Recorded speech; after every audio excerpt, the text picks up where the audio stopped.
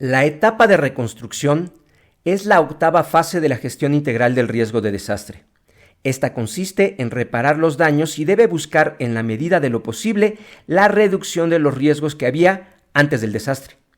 Hay que evitar cometer los mismos errores, asegurando la no generación de nuevos riesgos y mejorando las condiciones del futuro. Para lograrlo, es crucial una planificación adecuada, utilizando el escenario elaborado desde la etapa de previsión para hacer los preparativos. Cuando ocurre el desastre, es necesario comparar los daños previstos en el escenario de la etapa de previsión y sus causas con los daños que acaban de ocurrir en el desastre. Esto para corroborar que coincidan con las causas anticipadas. Si es así, el escenario será de gran valor para la etapa de reconstrucción. Como se mencionó en las etapas anteriores, es necesario seguir 3 procesos: inteligencia, coordinación y procuración de recursos. En cuanto a la inteligencia, esta consiste en registrar los daños y determinar sus causas.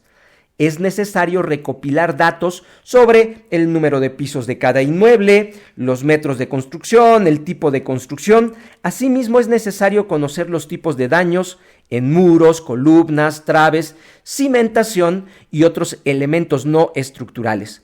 La cantidad de cada uno de estos daños es importante para establecer el grado de vulnerabilidad con el que quedó cada edificación.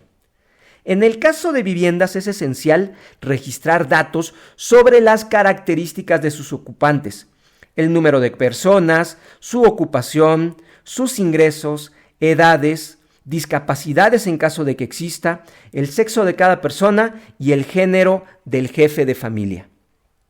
Estos datos se deben integrar en un sistema de información geográfica. Además, es importante recabar datos sobre las causas que provocaron los daños.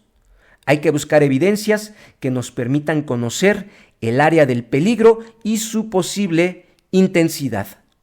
Mediante el análisis de esta información se evalúan los daños, determinando la proporción de daño para cada inmueble y el grado de vulnerabilidad social de cada familia. Este nuevo conocimiento es crucial para llevar a cabo las siguientes acciones de reconstrucción. El trabajo de inteligencia se puede entender mejor mediante la pirámide de la inteligencia. Hasta abajo vemos que ocurre el desastre y los daños.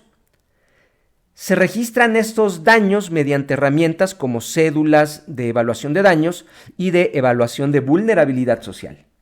Se integra esa información en un sistema de información geográfica para apreciar mejor la dimensión espacial territorial del desastre. Se evalúa esa información mediante algoritmos, ecuaciones, para establecer la proporción de daños de cada inmueble y la vulnerabilidad social de cada familia. Este nuevo conocimiento es muy importante y se debe difundir entre las autoridades y posibles proveedores de recursos, donantes, para que puedan entender la situación y tomar las mejores decisiones. En cuanto a la coordinación, esta es necesaria primero para planificar la inteligencia. La coordinación es necesaria desde el primer momento, porque hay que determinar las áreas donde se va a hacer la evaluación de daños, los datos que se van a recopilar, las cédulas que se van a usar, las brigadas que se van a necesitar y que tendrán que ir equipadas con aplicaciones en teléfonos inteligentes para recabar información y procesarla de manera más rápida. Una vez recopilada la información, ¿qué hacer para decidir qué se va a hacer con cada daño? Se puede emplear el método de las 4 R's de la siguiente manera. Primera R, reparar el inmueble. Cuando la proporción de daños es muy baja y el comportamiento de la estructura fue aceptable, reparamos. Segunda R, reforzar el inmueble. Cuando la proporción de daños es intermedia y el comportamiento de la estructura es inaceptable, en este caso hay que aumentar la resistencia de la estructura y reparar los daños. Tercera R, reconstruir el inmueble. Cuando la proporción de daños es alta o la estructura ha colapsado, en este caso hay que volver a construir toda la edificación desde sus cimientos. Cuarta R, reubicar el inmueble. Cuando la proporción de daños es intermedia o alta y la estructura se encuentra en una zona de peligro no mitigable, como una ladera inestable. Por otro lado, es fundamental considerar a las personas afectadas en la toma de decisiones, ya que esas personas conocen mejor sus necesidades y pueden además participar en el proceso de reconstrucción si se les asignan recursos acompañados de asesoría técnica de ingenieros o arquitectos, capacitación y organización comunitaria.